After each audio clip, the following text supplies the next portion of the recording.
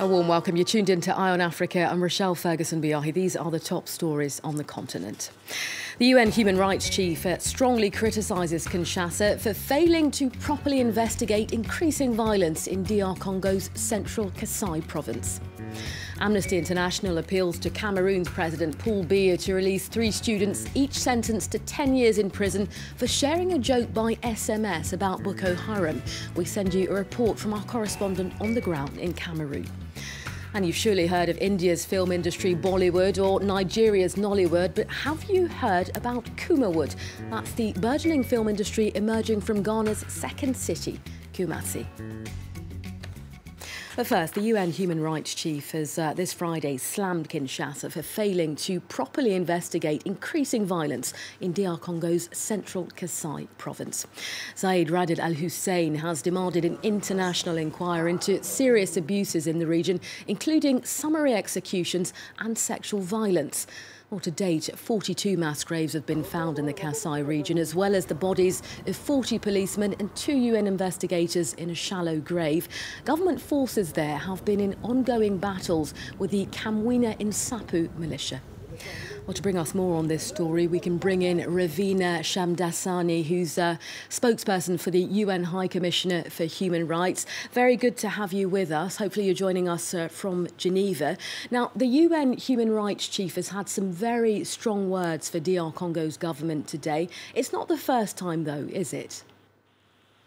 It is not. The High Commissioner for Human Rights has been engaging with the Congolese authorities for many months now. We have documented by ourselves 42 mass graves in the Kasais since August 2016. Now, these are only the places that we were able to document. The true extent of the violations may be much more than that. We've been engaging with the government with a view to get them to conduct an independent, credible, meaningful investigation into the violations. But unfortunately, what we have found is so far their efforts have been insufficient. Now, there are harrowing abuses, as you've pointed to, they're taking place in the Kasai province. Talk us through what's going on the ground as far as the UN knows. In August last year, a tribal chief was killed, Kamuna Sapu. A militia was formed in order to avenge the death of this tribal chief. And they attacked FARDC, the Congolese army, the police, etc.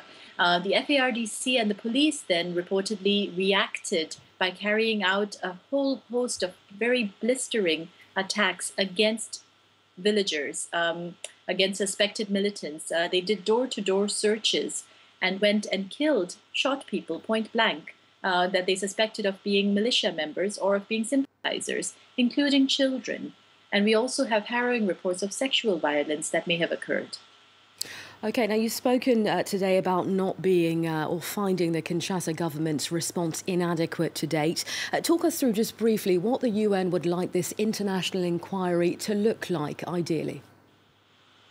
Ideally, the Human Rights Council would establish an international inquiry that would include forensic experts, that would include human rights experts who are able to visit the Kasais, visit the sites of these alleged violations and speak to people, document what they see and whom they speak to paint a picture of exactly what happened with a view to holding the perpetrators of these violations to account.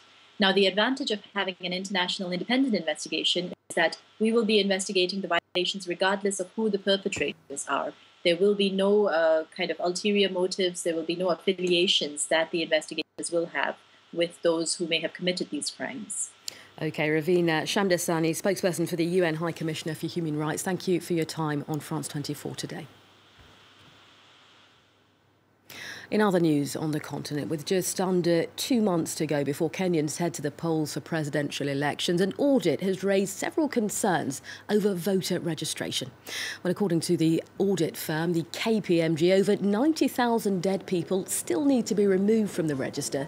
Meanwhile, 2.9 million entries contain inaccuracies in the dates of birth and the gender of voters. Well, the report also shows that there are thousands of cases of duplicated records. Well, let's bring you some other news headlines now. The United Nations says militants have killed 3 of its peacekeepers in an attack outside their base in Kidal, northern Mali. In a statement, the UN said the base came under heavy mortar fire from militants on Thursday. More than 100 peacekeepers have died in recent months, making it the most deadly UN mission to date. Authorities in Somalia's southwestern city of Biya say at least 14 people, mostly civilians, have been killed and scores of others injured after soldiers clashed over food aid. Well, fighting erupted at a distribution site when some soldiers tried to steal food destined for refugees. Other troops tried to stop them. As drought-ravaged Somalia struggles with hunger and famine, thousands of people have been streaming into Biya and other cities in search of food and support.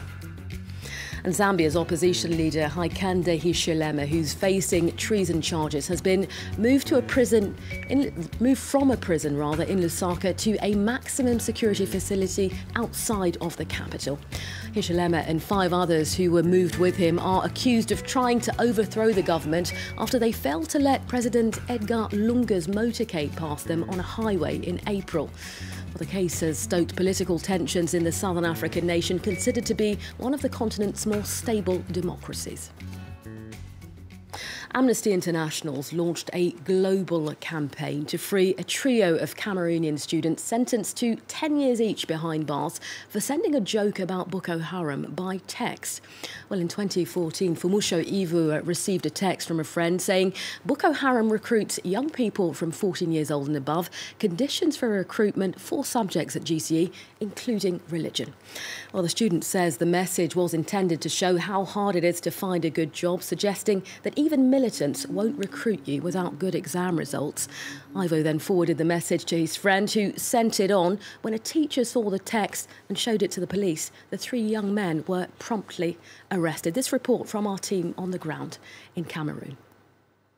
The tranquility of the seaside town of Limbe in the English-speaking region of southwest Cameroon conceals one family's anguish. Eric still doesn't understand why his younger brother Ivo is in prison, currently serving a 10-year sentence more than 300 kilometres away at Yaoundé's central prison. Ivo is one of 3 students convicted of terrorist-related charges after sharing an SMS on Boko Haram.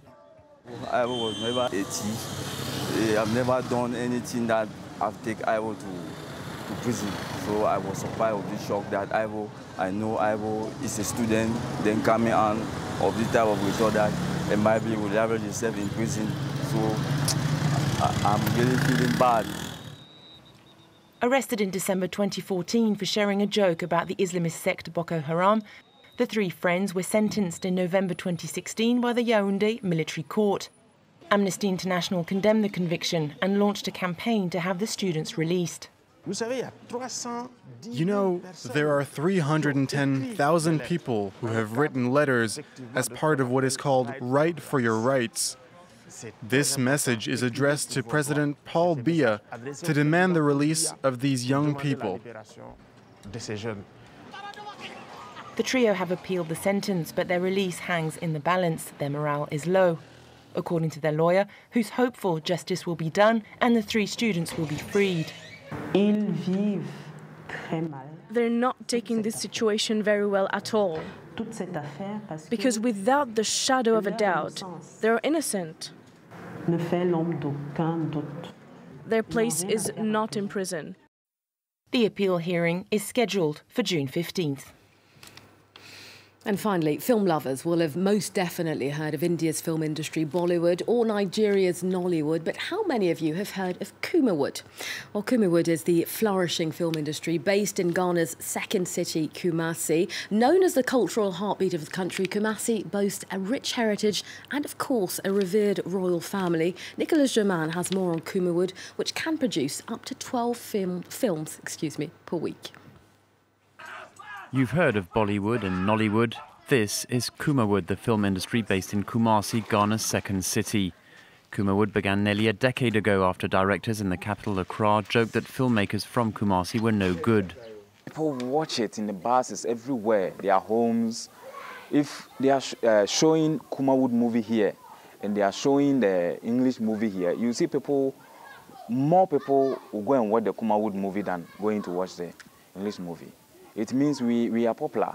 4 years ago, Kumawood often churned out up to 12 films a week. Now, with power shortages, it's 4 a week. Dialogue is often unscripted, and actors worry about royalties. We don't get to enjoy anything like royalty. These movies are shown on TV everywhere. Nobody pays anything to anybody. I don't know if there's some group of people out there who are taking the royalties that we don't know.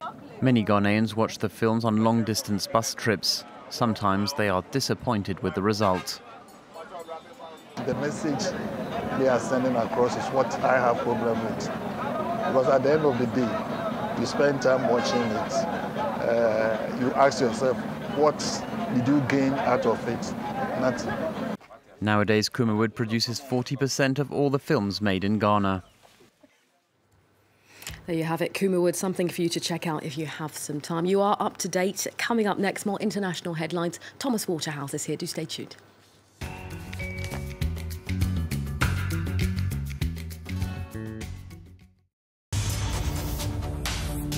You love watching France 24 in English. Analysis from France 24. I'm Mark Owen. These are the main world news. To the border with Algeria. Huge lines since this morning to answer that question. But France 24 is also available in French. 14h à Paris, bonjour à tous, bienvenue si vous nous rejoignez sur France 24 préparez and Arabic. شعبية هذا الباب القادم من أمريكا الجنوبية في ازدياد Also coming up. Featured on cable and satellite systems and online media in France and across the world.